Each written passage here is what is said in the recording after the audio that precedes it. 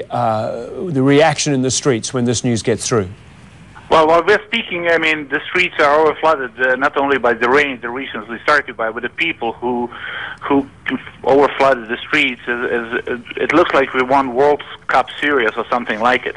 I mean, people reacted immediately.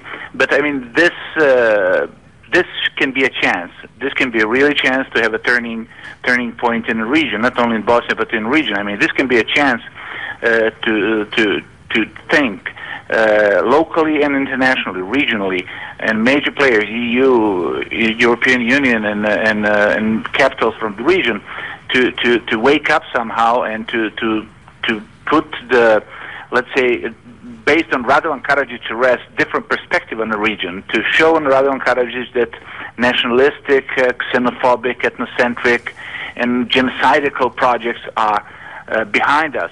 I mean, this should be grabbed. I hope it will be grabbed by international community leaders and by local leaders to switch the page in the region and to speed up the process of EU integration, organizing ourselves along the modern standards, and let's say be looking forward to live in shared societies here in the region, in normal states, which will look more like shared society, but rather than divided society that the Radovan Karadžić is symbol about.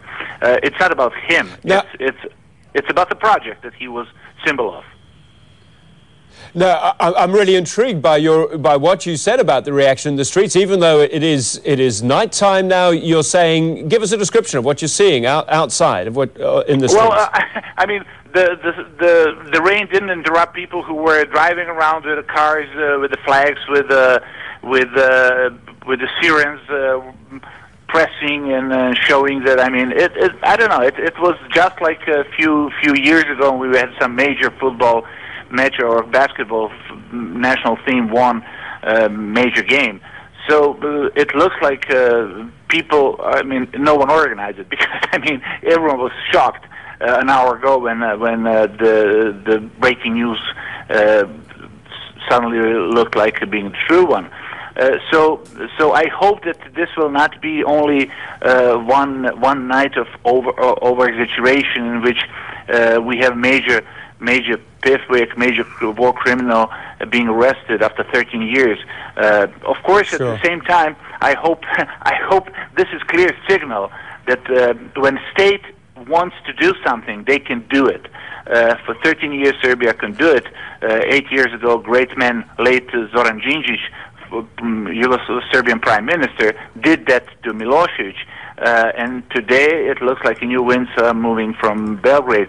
And I hope it will be signaled to Bosnian authorities that the state has to be set in order and state has to deliver what the state's supposed to deliver, peace and justice.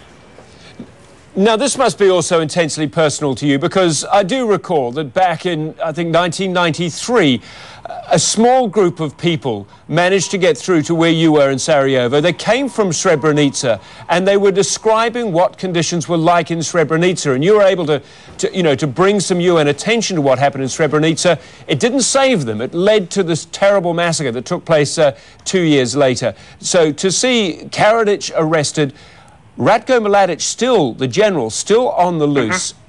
Your reaction to that, your personal sense of whether justice is in the act of being served?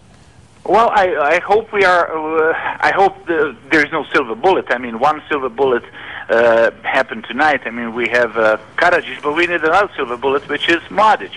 And the troika, Milosevic, Mladić, and Karadžić are the troika that we have to be seeing in Hague in order to prosecute the project that they were symbolizing, not to prosecute three of them, but prosecute the project. And Srebrenica also is the symbol, because there's no place in a country that in such a small period of time so many people were extremely brutally killed as an act of obvious genocide. So I think that this will be a signal to people in Srebrenica also that we have somehow to revive Srebrenica. And I hope that in local elections that are in front of us in October, Srebrenica will be grabbing the chance. Of course, it requires people who will be hugging each other, not shooting each other. It requires people with a new thinking, and I hope that Radovan Karadžić's arrest is a chance to have a new thinking among ordinary people, not just to cheer because he was there. He itself is not relevant. The project and the chance is relevant. We have to grab the chance. I was personally in '93 heavily wounded in Sarajevo main pedestrian street by Radovan, Karadžić and Mladić forces who were keeping the city in besiege. I was deputy prime minister at that time in charge of humanitarian activities and actually running the project of delivering the humanitarian aid together with UNHCR to Srebrenica. And today I can tell you that I feel kind of good. I'm sure you do. And bringing us the first reports of the jubilation in the streets of Sarajevo, the former Prime Minister of Bosnia-Herzegovina, Zlatko Lagumdžija. Thanks very much for joining us from Sarajevo.